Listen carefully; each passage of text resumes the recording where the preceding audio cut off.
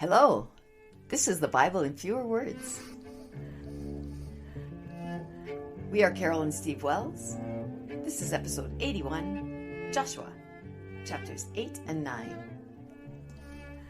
Hi, Steve. Hi, Carol. So, I remember last time they tried to conquer Ai and they were not able to do it. Yeah, they were really upset about that. Yes, but they did what they had to do in order to get in God's good graces to have him help defeat Ai. And now they're ready to defeat Ai again. Well, yeah. What did they have to do? They had to stone and kill a man and his family. Yeah, because he took the accursed thing. Yeah. And God said, if because of that, you were unsuccessful. You have to kill this guy. And they did that, and now God's happy. And now they're going to go back and do it again, I think. Mm-hmm. That's what this episode's going to be about. Okay, that's where we are. And listeners, I want to apologize, but we have horrific wind outside. And you might hear some of that or some clicking. I'm going to do my best to try to get that up. Yeah, our weather's a little wild today. Yes. Okay, so you want to go ahead and start, Steve? Sure. In verse 1, God says to Joshua, "Go up to Ai. I have given into your hand the king of Ai, its people, city, and land." And they said, "Thanks, God." Thanks be to God. Do to Ai like you did to Jericho. Uh-huh. Only this time you can keep all the prey for yourselves.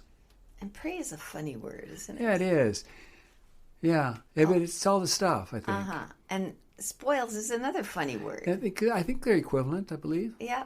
Mm-hmm. I don't, yeah. It's just stuff. all you kill all the people and take the stuff. Yeah. Yeah.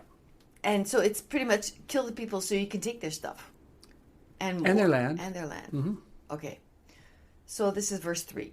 So Joshua and 30,000 soldiers went to Ai. God said to Joshua, "Stretch out your spear toward Ai, for I will give it into your hand." There's a lot of I's in that sentence. Yeah. All right, so he's kind of leading them with his spear towards Ai. I guess so, or just stand there and stretch out your spear. I don't know, but okay. Stretch it out, and I'm going to give it to you. And Joshua stretched out his spear towards Ai.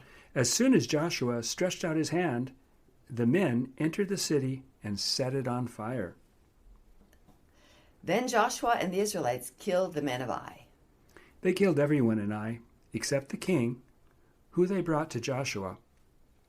They killed 12,000 men and women of Ai in one day. Joshua didn't hold his hand back until he had killed everyone in Ai. I guess it had a population of 12,000. I guess so. And is that like a thing in battle? You just hold your hand up? No, it's magical. God told Joshua, "Hold your spear out and I'll give you Ai. I'll give you the city of Ai."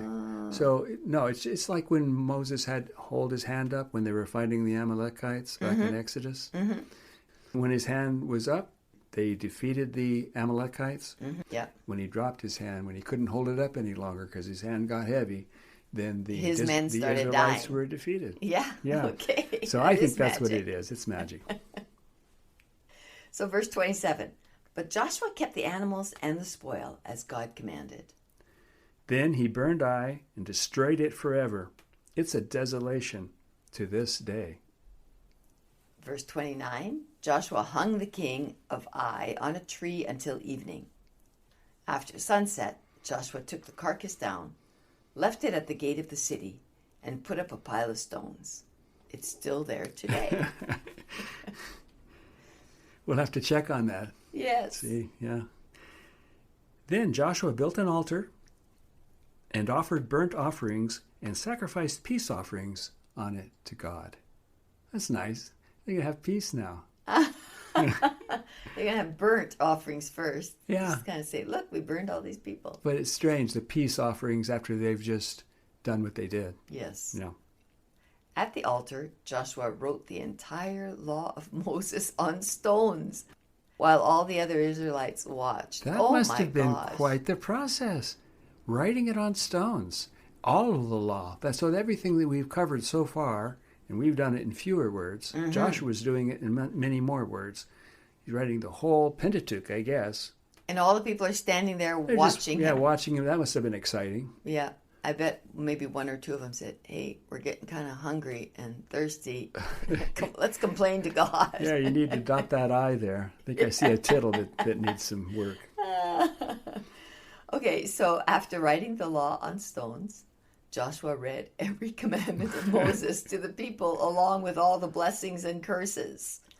We did that, just some of them. Yeah. There wasn't a single word that Moses commanded that Joshua didn't read to the people. So wait a minute. They're all watching him write it down, and then they have to listen to him read it as well. So it's like twice. Yeah. Okay, chapter 9. The Gibeonites heard about the massacre at Jericho and at Ai, and they wanted to avoid becoming Joshua's next genocidal victims. So they came up with a plan.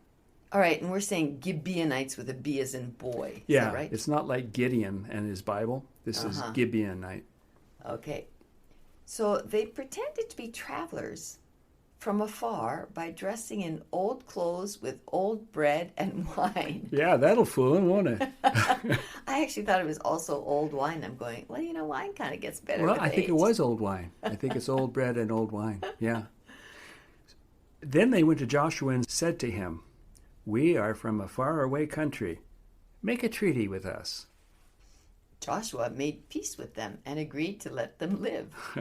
3 days later, the Israelites found out that the Gibeonites were their neighbors. How come there's no be kind to your neighbors thing? Oh no, the Joshua is not being kind to his neighbors. He's killing them all. And so they're saying, we're Joshua's neighbors, and so we want to pretend like we're not. We want to pretend like we're travelers from a faraway country. See our old wine and bread and our old clothes? Okay, but so from a faraway country, like not in Canaan, so they were not meant to be killed at some point. Right. Like they weren't on the list of, genocide cities. Yeah, they were from France, I think. Okay. Well, they should have just stayed there. Well, they weren't really. They were pretending.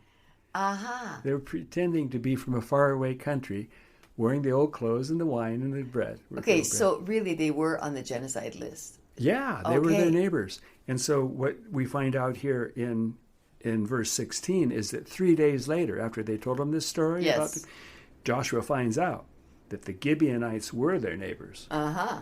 They weren't from a faraway country. No, they were next on his list. Yeah. Okay. So Joshua called the Gibeonites and said to them, "Why did you lie to us?" He probably has a good idea why they lied to him. Yeah. You said you were from a faraway country. Now you are accursed.